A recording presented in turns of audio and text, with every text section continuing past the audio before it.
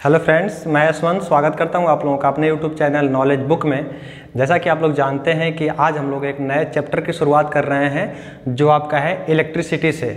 तो हम लोग एक इलेक्ट्रिसिटी की सीरीज़ को लेकर के आगे बढ़ेंगे और हर एक दिन हम अलग अलग टॉपिक पे हम लोग डिस्कस करेंगे और तब तक डिस्कस करते रहेंगे जब तक ये सीरीज़ ख़त्म नहीं हो जाती है। आज के इस लेक्चर में हम लोग इसी सीरीज में पढ़ने वाले हैं इलेक्ट्रिक चार्ज के बारे में, टाइप्स ऑफ चार्ज के बारे में और इलेक्ट्रॉन थ्योरी ऑफ चार्ज के बारे में।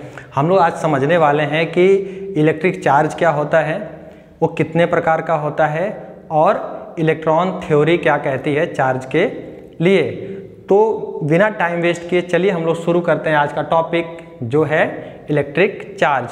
और मैं उन लोगों से रिक्वेस्ट करना चाहूँगा जो इस चैनल पर नए हैं, अगर हमारे चैनल को सब्सक्राइब नहीं किए हैं तो चैनल को सब्सक्राइब कर दें, लाइक कर दें, अपने दोस्तों के साथ शेयर ज़रूर कर दें और हाँ, बेल आइकन को दबाना बिल्कुल ना भूलें जिससे हमारी आने वाली वीडियोज़ की नोटिफिकेशन आप तक पहुँचती रहे। दोस्तों, जो आपका इलेक्ट्रिक चार्ज होता है, सबसे पहले तो क्वेश्चन उठता है कि इलेक्ट्रिक चार्ज क्या होता है। और जैसा कि हम लोग ठीक है इलेक्ट्रिसिटी पढ़ेंगे तो इलेक्ट्रिसिटी आप जानते हैं कि जो ठीक है इलेक्ट्रोमैग्नेटिज्म होता है,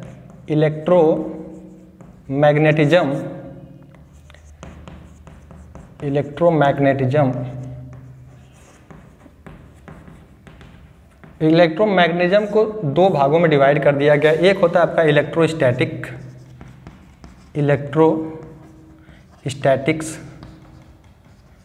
और एक होता है आपका इलेक्ट्रोडायनामिक्स।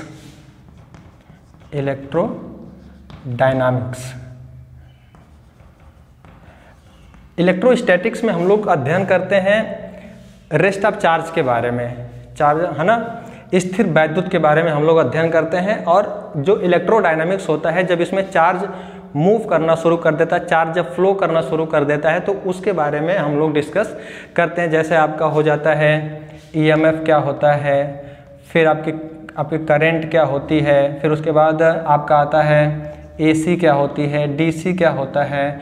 फिर उसके बाद इसी में हम लोग डिस्कस करते हैं ठीक है कि मोशन ऑफ चार्ज के बारे में, तो इन सारे टॉपिक्स के ऊपर डिटेल में हम लोग डिस्कस करेंगे। लेकिन पहले हम लोग स्टार्ट कर रहे हैं इलेक्ट्रोस्टैटिक्स से। और इलेक्ट्रोस्टैटिक्स के ही ये पार्ट हैं कौन कौन से, electric charge, types of charge और आपका इलेक्ट्रॉन थ्योरी ऑफ चार्ज। तो सबसे पहले हम लोग समझने की कोशिश करते हैं कि चार्ज क्या होता है। दोस्तों, चार्ज के बारे में सबसे पहले यूनान के एक दार्शनिक थे, उनका नाम था थेल्स। 600 ईसा पूर्व मतलब 600 बीसी पहले क्या थे, यूनान के एक दार्शनिक जिनका नाम था थेल्स। इन्होंने किया था कि चार्ज के बारे में पहले जानकारी प्राप्त की थी और चार्ज के बारे में प्रयोग किया था। उन्होंने क्या किया था कि दो पदार्थों को लेकर के आपस में रब किया था, मतलब रगड़ा था और उसमें चार्ज उत्पन्न हुए थे। और चार्ज उत्पन्न होने के बाद क्या कि वो चीज़ों को अट्रैक्ट करना शुरू कर दिए थे। और इसको आधार बना करके उन्होंने यह बताया कि जब हम दो पदार्थ को आपस में जब रगड़ते हैं तो वहाँ पे चार्ज बनता है और चार्ज चीज़ों को क्या करता है, अपनी तरफ अट्रैक्ट करने का या फिर खींचने का काम करने लगता है या फिर आकर्षित करने का काम लगता है। जैसे आपका कागज़ हो गया या छोटा मोटा तिनका हो गया, उनको भी अपनी तरफ खींचना शुरू कर देता है, रब करना। और सिर्फ एक यही नहीं है, बाकी बहुत सारे नियम्स हैं। मतलब रब करना तो एक है, फिर आपका इंडक्शन नियम भी आ जाएगा कि चार्ज को इंडक्शन के थ्रू कैसे हम लोग ठीक है चार्ज को जनरेट करते हैं। ठीक है, तो पहले हम लोग रब करने की ही बात कर लेते हैं। तो रब करने में इन्होंने क्या लिया था, पहले एक अंबर लिया था। अंबर के साथ उन्होंने ऊन को या तो बिल्ली की खाल को आपस में रगड़ना शुरू किया था। और जैसे ही रगड़ना शुरू किया, वहाँ पे चार्ज कैसे प्रोड्यूस हुआ, आप मान लीजिए कि ये तो अंबर रहा होगा और यहाँ पे ये जो रहा होगा ये ऊन रहा होगा। जब इन दोनों को आपस में रगड़ा जाएगा तो एक काइनेटिक एनर्जी आएगी। काइनेटिक एनर्जी से इनको क्या किया जाएगा, रगड़ा जाएगा। और जैसे ही काइनेटिक एनर्जी आएगी तो काइनेटिक एनर्जी से वो क्या करेगा, थर्मल एनर्जी में कन्वर्ट हो जाएगा। और थर्मल एनर्जी जैसे ही यहाँ पे, और आप जानते हैं कि इसमें एटम्स होंगे, इनके अंदर क्या होंगे, ये जो पदार्थ है पदार्थों के अंदर क्या होंगे, एटम्स होंगे। और एटम्स के आप लोग जानते हैं कि आउटर मोस्ट सेल में क्या होते हैं, इलेक्ट्रॉन होते हैं, और इलेक्ट्रॉन बहुत ही बदमाश टाइप के होते हैं।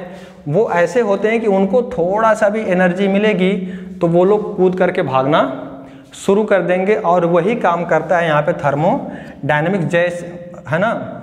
यहाँ पे जब थर्मल इफेक्ट उसको मिलता है, जब थर्मल एनर्जी जब उसको मिलती है एटम को, तो उसमें से इलेक्ट्रॉन एनर्जी पा करके बाहर निकल जाते हैं, और जैसे ही बाहर निकल जाते हैं तो वो हो जाते हैं फ्री, और जैसे ही फ्री हो जाते हैं तो वहाँ पे चार्ज मिलना शुरू हो जाता है। तो यहाँ पे कैसा मिल गया, पहले तो काइनेटिक एनर्जी आई, जब हमने यहाँ पे रब किया, इसको रब करने से काइनेटिक एनर्जी, है ना, काइनेटिक एनर्जी किस में कन्वर्ट हो गई, थर्मल एनर्जी में। और थर्मल एनर्जी के कारण क्या हुआ कि एटम टूटना शुरू हो गए और इलेक्ट्रॉन्स फ्री होना शुरू हो गए। तो कुछ इस प्रकार से हमको मिल गया, ये plus plus plus plus plus, और यहाँ पे क्या मिल गया, minus minus minus minus minus, ये मिल गया हमको। तो क्या मिल गया, प्लस चार्ज मिल गया और माइनस चार्ज मिल गया। अब क्या होता है कि इसी को इंडक्शन प्रोसेस के थ्रू भी हम लोग चार्ज को, ठीक है, प्राप्त कर सकते हैं, या फिर चार्ज को जनरेट कर सकते हैं। जैसे कैसे कि यहाँ पे एक बॉडी ए ले लीजिए, और इसमें प्लस भी है, प्लस भी है, प्लस भी है, और यहाँ पे माइनस है। अगर हमको इसको पॉजिटिव बनाना है, अगर इसको हमको पॉजिटिव बनाना है तो क्या करना पड़ेगा, यहाँ पे निगेटिव आयंस लाने पड़ेंगे। यहाँ पे जैसे निगेटिव आयंस को लाएंगे, इसके जब संपर्क में जैसे ही आएगा तो यहाँ से ए जो निगेटिव है वो रिपल होकर के कहाँ पे आ जाएंगे, वो बाहर आ जाएंगे। और जैसे रिपल होकर के बाहर आएंगे, इसको आप हटा लीजिए तो ये पूरी, है ना, ये आपकी पूरी बॉडी किसकी बन जाएगी, ये पॉजिटिव आयंस की पूरी तरह से बन जाएगी, यानी पॉजिटिव चार्ज की पूरी तरह से ये बॉडी बन जाएगी। तो यह एक इंडक्शन प्रोसेस है, उसको हम लोग बाद में देखेंगे, पहले हम लोग इसको समझते हैं। अब ये क्या हुआ कि जैसे ही ये तो चार्ज बन गए, तो चार्ज कितने टाइप के बन गए, चार्ज 2 टाइप के बन गए। तो सबसे पहले यूनान के दार्शनिक थेल्स ने क्या किया कि 2 पदार्थों को लिया, आप आपस में रगड़ना शुरू किया। रगड़ने से क्या हुआ कि काइनेटिक एनर्जी थर्मल एनर्जी में कन्वर्ट हुई, और थर्मल एनर्जी में जैसे ही कन्वर्ट हुई तो इसके एटम क्या हुए, टूटना शुरू हो गए। और जैसे ही एटम टूटना शुरू हुए तो इलेक्ट्रॉन जो था वो फ्री होना शुरू हो गए, और चार्ज, ठीक है, बने। और चार्ज क्या किए, दूसरों को अब अट्रैक्ट करना शुरू करेंगे। अब किसको अट्रैक्ट करेंगे, ये पॉजिटिव चार्ज है तो वो नेगेटिव को अट्रैक्ट करेगा, नेगेटिव है तो वो पॉजिटिव को अट्रैक्ट करना शुरू कर देगा। और इसी प्रकार से सिर्फ अभी तो यहाँ पे अंबर और ऊन या फिर बिल्ली की खाल की बात है। अगर यहाँ पे हम लोग कांच भी अगर आपस में रगड़ें तो भी चार्ज जनरेट हो जाएंगे, या फिर हम लोग रबड़ ले लें, रबड़ को भी आपस में रगड़ें तब भी चार्ज बनेगा, या फिर हम लोग लकड़ी को भी अगर आपस में अगर हम लोग रगड़ेंगे तब भी वहाँ पे चार्ज जनरेट होगा। अब बात करते हैं कि चार्जिंग क्या होती है। दोस्तों, चार्ज को बनाने की जो प्रक्रिया होती है, चार्ज को उत्पन्न करने की जो प्रक्रिया होती है, उसी को बोला जाता है चार्जिंग। क्या होती है, चार्जिंग होती है। और ये चार्जिंग अगर रगड़ने से उत्पन्न हुई, अगर फ्रिक्शन करने से उत्पन्न हुई है, अगर फ्रिक्शन से उत्पन्न हुई है तो उसको बोला जाता है फ्रिक्शन चार्जिंग। क्या बोला जाता है उसको, फ्रिक्शन चार्जिंग। और यही फ्रिक्शन चार्जिंग अगर जहाँ पे हो रही है, जहाँ पे फ्रिक्शन हो रहा है, जहाँ पे घर्षण हो रहा है, अगर वो चार्ज वहीं पे स्थिर है तो उसी को बोला जाता है स्टैटिक चार्ज। स्टैटिक चार्ज को हम लोग क्या बोलते हैं, स्थिर वैद्युत। और इसी स्थिर वैद्युत के बारे में जब हम लोग अध्ययन करने लगते हैं तो इसी को बोला जाता है इलेक्ट्रोस्टैटिक्स। आई बात समझ में। पहले तो थेल्स जी थे, 2600 साल पहले बोल लीजिए या फिर 600 BC पूर्व बोल लीजिए। उन्होंने क्या लिया, अंबर लिया और ऊन और बिल्ली की खाल के साथ रगड़ा तो वहाँ पे चार्ज उत्पन्न हुए, जो क्या किए कि दूसरी चीज़ों को अपनी तरफ आकर्षित करना शुरू कर दिए, जैसे हल्की वस्तुओं को। फिर उसके बाद, ठीक है, चार्ज बनाने की जो प्रक्रिया होती है उसको चार्जिंग बोला जाता है। फिर अगर वो फ्रिक्शन के माध्यम से उत्पन्न हुई है चार्जिंग तो उसको फ्रिक्शन चार्जिंग बोला जाता है। अगर जहाँ पे फ्रिक्शन हो रहा है, अगर चार्ज वहीं पे स्थिर है तो उसको बोला जाता है स्टैटिक चार्जिंग। स्टैटिक चार्ज, और स्टैटिक चार्ज के बारे में जो अध्ययन किया जाता है उसी को बोला जाता है इलेक्ट्रोस्टैटिक्स। आ रही बात समझ में?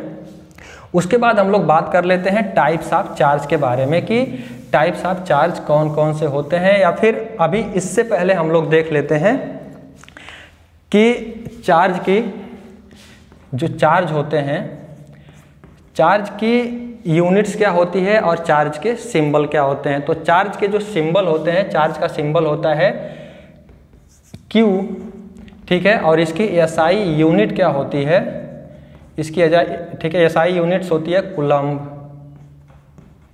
ठीक है, कूलम्ब, और इसको C से व्यक्त किया जाता है। आ रही बात समझ में?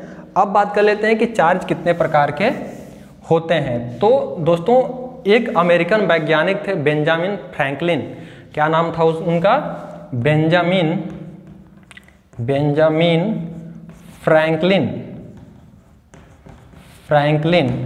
जो बेंजामिन फ्रैंकलिन जी थे, उन्होंने 1750 ईस्वी में यह बताया कि चार्ज जो होते हैं वो उनके परिमाण जो होते हैं वो समान होते हैं, लेकिन उनकी प्रकृति जो होती है वो भिन्न होती है। जो चार्ज के जो परिमाण होते हैं, परिमाण वो समान होते हैं, लेकिन उनकी प्रकृति क्या होती है, प्रकृति जो होती है वो भिन्न होती है।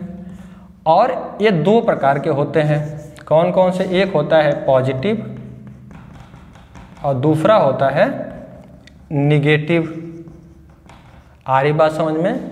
अब एक होता है पॉजिटिव और एक होता है नेगेटिव, और इनके जो होते हैं परिमाण जो होते हैं समान होते हैं, लेकिन प्रकृति क्या होती है, भिन्न भिन्न होती है। प्रकृति भिन्न होने का मतलब कि एक होगा पॉजिटिव और दूसरा होगा निगेटिव। यहाँ तक बात समझ में आई?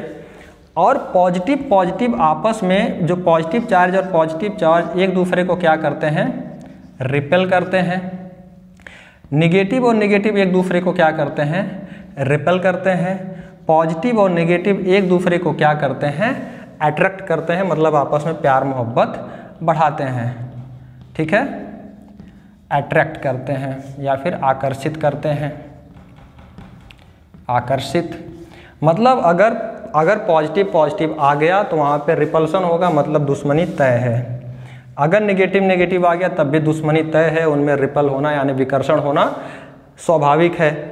फिर उसके बाद अगर पॉजिटिव नेगेटिव मिल गए तब उनमें प्यार मोहब्बत बढ़ेगी और उनके बीच में क्या होगा, आकर्षण होगा। ये किसने बताया था? ये बताया था अमेरिकन वैज्ञानिक बेंजामिन फ्रैंकलिन जी ने। अब हम लोग बात कर लेते हैं चार्ज के बारे में 2-3 टॉपिक के ऊपर। जो चार्ज होता है पहले ही आपने समझ लिया है कि आपने चार्ज का सिंबल जो होता है वो होता है Q, उस पे जो उसकी जो SI यूनिट होती है वो होती है कूलम्ब। ठीक है, अब बात करते हैं कि चार्ज और मास में क्या डिफरेंस है। एक बात आप लोग हमेशा याद रखिए दोस्तों कि जहाँ पे चार्ज होगा वहाँ पे मास होगा ही होगा, क्योंकि जहाँ पे भी चार्ज जाता है वो मास को लेकर के जाता है। अब हम लोग थोड़ा डिफरेंस समझ लेते हैं कि चार्ज और मास के बीच डिफरेंस क्या है। तो एक लिखते हैं चार्ज और एक मास। दोस्तों जो चार्ज होता है, चार्ज 2 प्रकार के होते हैं, एक तो पॉजिटिव भी हो सकता है ना, और निगेटिव भी हो सकता है। लेकिन मास क्या होता है, हमेशा पॉजिटिव होता है, वो निगेटिव नहीं हो सकता। दूसरी बात यह है कि जो चार्ज होता है वो स्पीड पे डिपेंडेंट नहीं होता, मतलब कि इसकी है ना गति पे डिपेंडेंट नहीं होता। गति बढ़ने के साथ इनमें कोई परिवर्तन नहीं आता है, चार्ज में कोई परिवर्तन नहीं आता है। लेकिन मास में स्पीड के साथ परिवर्तन होता है, मतलब गति के साथ परिवर्तन इनमें होता है। अगर कोई चीज़ स्थिर है तो उसका मास कुछ अलग होगा, लेकिन जैसे ही वो स्पीड ठीक है गति करने लगती है तो उसका मास चेंज हो जाता है। जितनी तेज गति करेगी उसका मास उतना ही ज़्यादा बढ़ता चला जाएगा। तो कह सकते हैं कि स्थिर अवस्था में मास कम होता है, लेकिन जब वो गति अवस्था में आता है तो उसका मास बढ़ जाता है। और जहाँ भी चार्ज होगा वहाँ पे मास होगा ही होगा। और जो चार्ज होता है, चार्ज होता है एक इलेक्ट्रॉन के अंदर जो एक चार्ज होता है उसको बोला जाता है 1e। ठीक है, एक इलेक्ट्रॉन के अंदर जो एक चार्ज होता है उसको बोला और वही सबसे छोटा होता है और उसको लिखा जाता है 1e और इसका मान होता है 1.6 × 10⁻⁻19 कूलम्ब। क्या होता है? 1.6 × 10⁻⁻19 कूलम्ब। और ये होता है आपका फंडामेंटल्स चार्ज, इसको बोला जाता है फंडामेंटल चार्ज।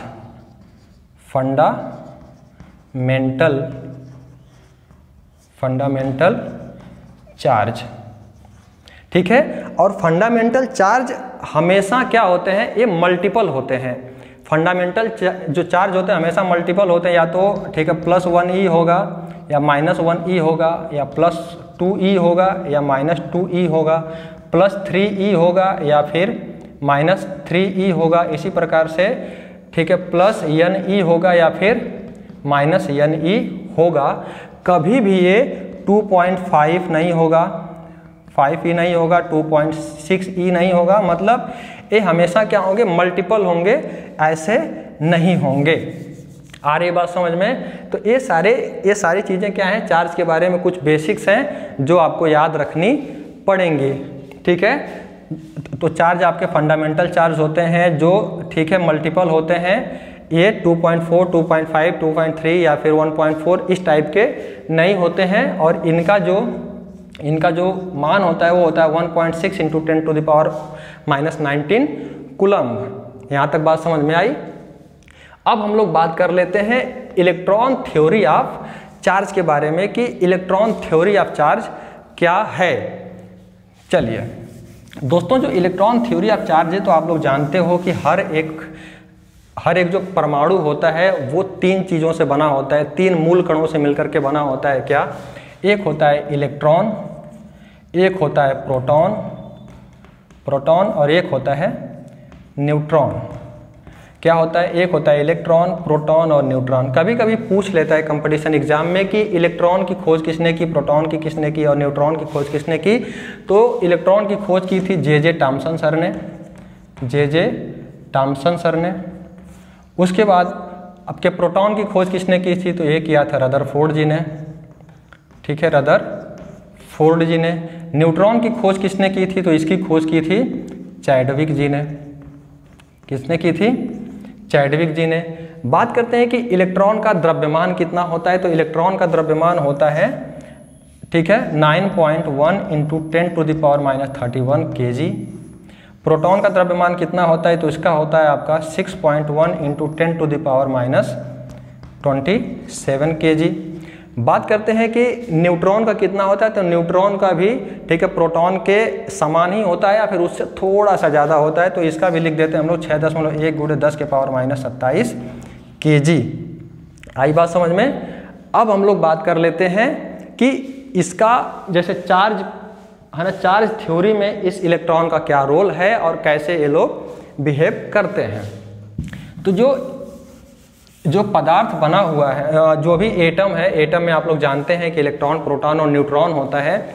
और जो आपके न्यूट्रॉन और प्रोटॉन है वो कहाँ रहते हैं? वो नाभिक के अंदर रहते हैं। और जो इलेक्ट्रॉन होता है वो आउटर मोस्ट सेल में क्या करते हैं? चक्कर लगाते रहते हैं कुछ इस प्रकार से।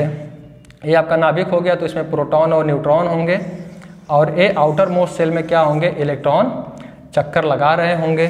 अब इलेक्ट्रॉन नाभिक से किस बल के कारण जुड़ा होता है या किससे जुड़ा होता है? तो नाभिक से इलेक्ट्रॉन जिस बल के द्वारा जुड़ा होता है उसको बोला जाता है नाभिकीय बल, ठीक है। उसके बाद एक क्वेश्चन आता है, आपने पहले भी पढ़ा कि जो समान आवेश होता है एक दूसरे को रिपल करते हैं, लेकिन विपरीत आवेश एक दूसरे को अट्रैक्ट करते हैं। और आप जानते हैं कि जो इलेक्ट्रॉन होता है, इलेक्ट्रॉन पे माइनस चार्ज होता है और प्रोटॉन पे प्लस चार्ज होता है। जैसा कि यहाँ पे लिखा गया था E+ और E-। तो A हो गया इलेक्ट्रॉन के लिए और A हो गया आपके प्रोटॉन के लिए, जो वैद्युत चार्ज है। अब बात कर लेते हैं कि क्या होता है जब 2 इलेक्ट्रॉन और 2 प्रोटॉन आपस में जब मिलते हैं तो वो एक दूसरे को रिपल करते हैं। ध्यान दीजिएगा, जब 2 प्रोटॉन और 2 इलेक्ट्रॉन आपस में जब मिलते हैं तो एक दूसरे को क्या करते हैं? रिपल करते हैं, लेकिन एक इलेक्ट्रॉन और एक प्रोटॉन जब आपस में मिलते हैं तो एक दूसरे को क्या करते हैं, आकर्षित करते हैं, एक दूसरे को आकर्षित करते हैं। और यही आकर्षण करने का और विकर्षण करने का गुण जिसके कारण होता है वो होता है वैद्युत बल के कारण। किसके कारण होता है वो? वैद्युत बल के कारण। और सामान्य अवस्था में हम लोगों ने पढ़ा है, हम लोग पहले देखे हैं इसके कि इनका जो इलेक्ट्रॉन और प्रोटॉन के जो परिमाण होते हैं वो समान होते हैं। तो सामान्य अवस्था में तो क्या होगा कि इलेक्ट्रॉन और प्रोटॉन के जो परिमाण होंगे वो समान होंगे। इलेक्ट्रॉन और प्रोटॉन के जो परिमाण होंगे वो क्या होंगे? समान होंगे। समान होने का मतलब कि वो किधर भी स्थानांतरित नहीं होंगे, क्योंकि उनका परिमाण जो है समान है।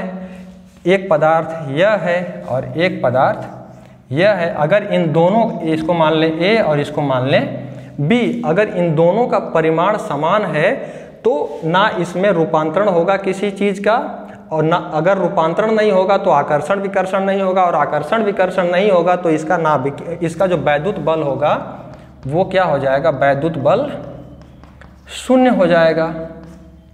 वैद्युत बल शून्य हो जाएगा। लेकिन अगर हम लोग पदार्थ को आवेशन अवस्था में लाएं, किस में लाएं? आवेशन अवस्था में लाएं, तो क्या होगा? आवेशन अवस्था में लाएं तो इनके इलेक्ट्रॉन और प्रोटॉन के परिणाम क्या हो जाएंगे? जो परिमाण होंगे वो क्या हो जाएंगे? असमान हो जाएंगे। हो सकता है इसमें इलेक्ट्रॉन बढ़ जाए, हो सकता है इसमें प्रोटॉन बढ़ जाए, हो सकता है कि है ना ये आपका ऋणावेशित हो जाए, हो सकता है कि ये आपका धनावेशित हो जाए, हो सकता है ये धनावेशित हो जाए, हो सकता है ये ऋणावेशित हो जाए।